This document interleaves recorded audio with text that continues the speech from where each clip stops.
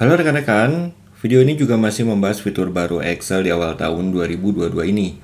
Kali ini yang akan saya demokan adalah fitur yang bernama Navigation Pane atau panel navigasi. Apa kegunaan dari Navigation Pane ini? Perhatikan file Excel ini.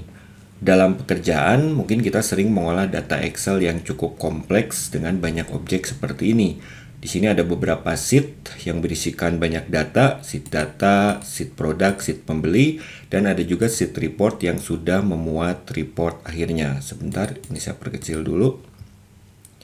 Nah, fitur Navigation Pane bisa membantu kita dalam mengelola objek-objek yang sudah kita buat ini. Cara menggunakannya sangat mudah, tinggal kita klik tab View. Perhatikan pada tab View ini sudah ada tombol perintah baru, yaitu tombol yang namanya Navigation. Untuk menampilkan Navigation Pane ini tinggal kita klik, dan perhatikan di bagian kanan, di sini akan ditampilkan satu panel dengan nama Navigation. Nah, pada panel Navigation ini, kita dapat melihat objek-objek yang ada pada worksheet ini. Perhatikan, di sini dia sudah menampilkan objek sheet, yaitu sheet data, produk, pembeli, dan report. Itu sama halnya dengan sheet yang ada di sini. Sheet data, produk, pembeli, dan report. Jika saya klik pada salah satu sheet, misalkan saya klik sheet produk di sini, maka worksheet pun akan menampilkan konten pada sheet produk. Kalau saya klik data, maka yang ditampilkan adalah sheet data. Jika kita klik objek di dalam sheet ini kita coba buka. Perhatikan di dalamnya ada tag data, ini objek table.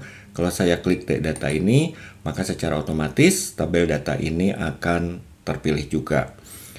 Nah, sekarang kalau misalkan saya klik sheet report, ini isinya banyak objek, ada chart, slicer, pivot, dan lain sebagainya.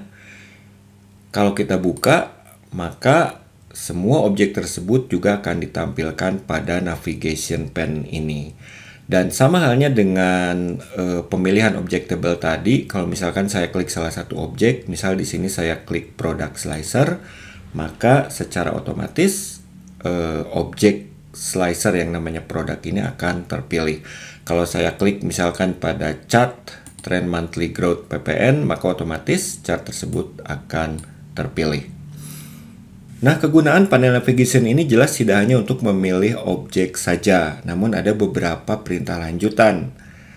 Kalau kita klik kanan pada salah satu objek ini, misalkan pada objek chart trend monthly grow ini saya klik kanan, perhatikan di sini ada 3 pilihan perintah tambahan, yaitu rename, delete, dan hide.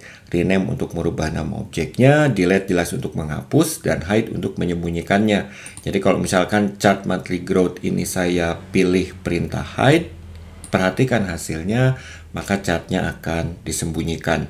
Pada Navigation Pane ini juga kita bisa melihat bahwa nama objek yang disembunyikan itu warnanya berlainan dengan nama-nama objek yang lainnya.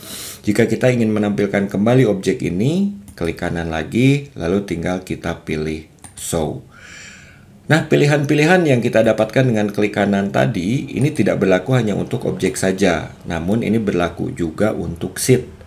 Jadi kalau misalkan pada sheet report ini kita klik kanan, kita bisa merubah namanya, menghapus, dan menyembunyikannya juga. Misal saya coba rename di sini.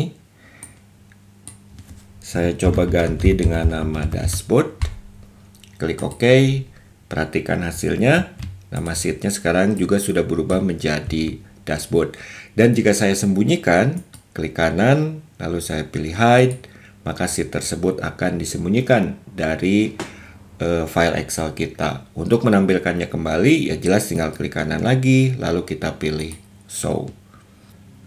Nah, sampai sini rekan-rekan sudah bisa melihat fitur Navigation Pane ini jelas sangat membantu kita dalam mengelola objek-objek yang sudah kita buat pada Excel, terutama untuk file Excel yang cukup kompleks. Artinya yang memuat banyak sheet dan objek serta dengan konten data yang cukup besar juga. Sama halnya dengan fitur-fitur baru lainnya, fitur ini juga hanya tersedia untuk aplikasi Excel 365 saja atau aplikasi Excel yang menggunakan skema langganan dan bukan untuk versi retailnya. Statusnya mungkin masih beta atau masih versi uji coba, namun mudah-mudahan secara bertahap akan dirilis juga untuk kalangan publik. Demikian demo singkat ini, mudah-mudahan bermanfaat. dan sampai ketemu lagi dalam video-video berikutnya.